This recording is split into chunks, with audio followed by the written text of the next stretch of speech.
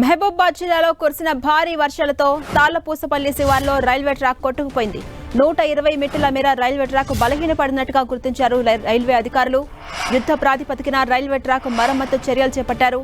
పూర్తి మరమ్మతులకు 18 గంటల సమయం పడుతుందని అధికారులు తెలిపారు.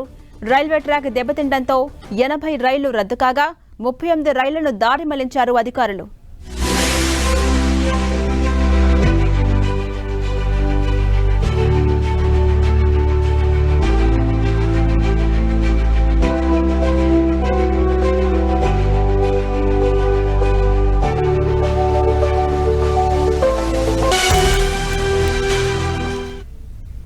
యుద్ధ ప్రాతిపదికన మరమ్మతు చర్యలు కొనసాగిస్తున్నారు. దానికి సంబంధించిన విజువల్స్ మనం 10 టీవీ స్క్రీన్ మీద చూడొచ్చు.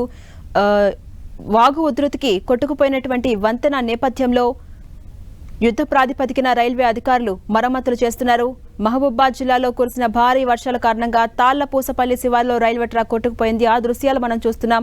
అటు యుద్ధ ప్రాతిపదికన 120 మీటర్ల మేర రైల్వే ట్రాక్ బలహీనపడిన వాటిని గుర్తించి అధికారులు మరమ్మతులు చేస్తున్నారు. జేసీబీల సాయంతో యుద్ధ ప్రాతిపదికన వీలైనంత తొందరగా మరమ్మతులు కంప్లీట్ చేసే ప్రక్రియ కొనసాగిస్తున్నారు.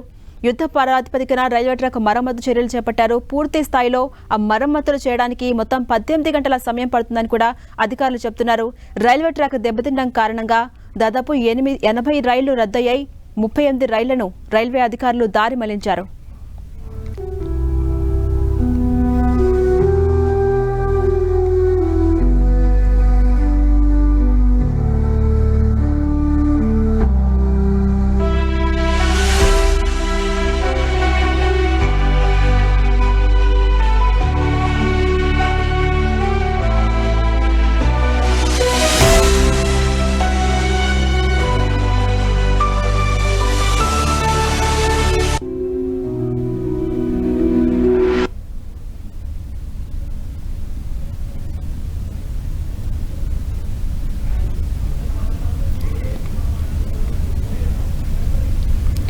ఇదే అంశంపై మరింత సమాచారం మా ప్రతినిధి కుమారస్వామి అందిస్తారు. కుమారస్వామి, మహబూబాబాద్ జిల్లాలో కురిసిన భారీ వర్షాల కారణంగా తాళ్లపూసపల్లి శివార్లో రైల్వే ట్రాక్ కొట్టుకుపోయింది. దీనికి సంబంధించి అప్డేట్స్ ఏంటి?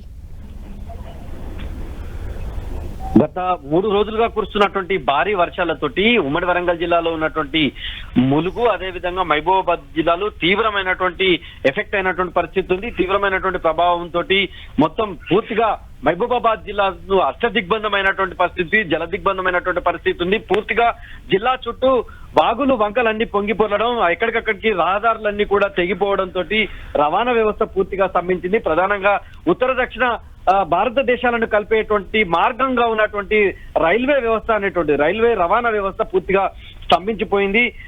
మహబూబాబాద్ జిల్లాలో ఉన్నటువంటి కేసముద్రం మండలం ఇంటికన్నే, అదేవిధంగా తాళ్లపూసపల్లి 2 రైల్వే స్టేషన్లకు సంబంధించినటువంటి సమీపం లోపల దాదాపు 120 కిలోమీటర్ల మేర మొత్తం రైల్వే ట్రాక్ అంతా కూడా పూర్తిగా కొట్టుకుపోయింది. అక్కడ ఉన్నటువంటి మున్నేరు కావచ్చు, ఆటేరు కావచ్చు, ఈ రకంగా వాగుల ఉధృతి ఎక్కువ కావడంతో పట్టాలన్నీ కూడా కొట్టుకుపోయి పంట పొలాల్లోకి వెళ్ళడం అనేది జరిగింది. ఇసుక మేటలు వేయడం అనేది జరిగింది. పూర్తిగా ఈ రెండు మొత్తం ఈ మార్గం గుండా వచ్చేటువంటి ట్రైన్స్ అన్నిటిని కూడా దాదాపు 80 ట్రైన్స్ ను పూర్తిగా రద్దు చేసినటువంటి పరిస్థితి ఉంది. 38 ట్రైన్స్ ని మొత్తం దారి మళ్లించారు. అయితే మళ్ళీ యథావిధిగా రవాణా వ్యవస్థను క్రమబద్ధీకరించేందుకు యుద్ధ ప్రాతిపదికన చర్యలు చేపట్టారు.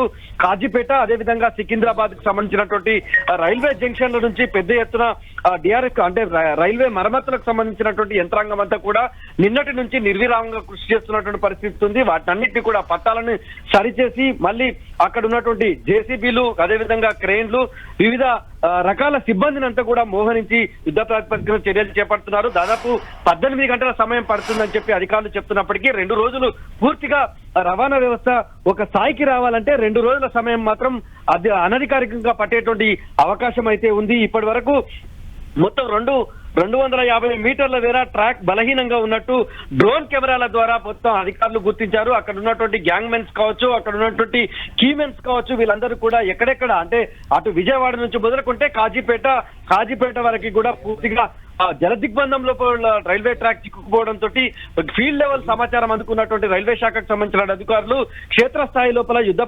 ప్రాతిపదికన చర్యలు చేపడుతున్నటువంటి పరిస్థితి అయితే అక్కడ ఉంది. మొత్తం అంటే మహబూబాబాద్ జిల్లాకు తీవ్రమైనటువంటి ఎఫెక్ట్ అయితే జరిగింది. ఒకవైపు రైల్వేకి సంబంధించినటువంటి రవాణా వ్యవస్థ దెబ్బతింటే అటు రోడ్లు కూడా పూర్తిగా ధ్వంసమైనటువంటి పరిస్థితి ఉంది. ఇంకా ఇప్పుడిప్పుడే కొన్ని కాలనీలు అయితే మహబూబాబాద్ పట్టణం నుంచి జల దిగ్బంధం నుంచి తేరుకుంటున్నటువంటి పరిస్థితి ఉంది. అక్కడ ఉన్నటువంటి అంటే జిల్లాకు సంబంధించినటువంటి మంత్రి సీతక్క కొద్దిసేపటి క్రితమే మహబూబాబాద్ కు సంబంధించినటువంటి పట్టణంలో ఉన్నటువంటి పలు కాలనీలను ఆమె పర్యటించడం జరిగింది. ఆ మొత్తం అంటే కలెక్టర్ తోటి ఎస్పీ తోటి రివ్యూ సమావేశం కూడా ఆమె నిర్వహించడం అనేటువంటి జరిగింది. అయితే రైల్వే ట్రాక్ సంబంధించినటువంటి వ్యవస్థ పూర్తిగా క్రమబద్ధీకరించేందుకు మాత్రం యుద్ధ ప్రాతిపదికన చర్యలు చేపడుతున్నారు. నిన్న యువ శాస్త్రవేత్త అశ్విని ఆకేర్ వాగులో గల్లంత అవడంతో ఆమె మృతదేహం లభ్యమైతే కొద్దిసేపటి క్రితమే పురుషోత్తమగూడెం సమీపం లోపల ఆమె తండ్రి మోతీలాలకు సంబంధించినటువంటి మృతదేహాన్ని కూడా అధికారులు కనిపెట్టారు.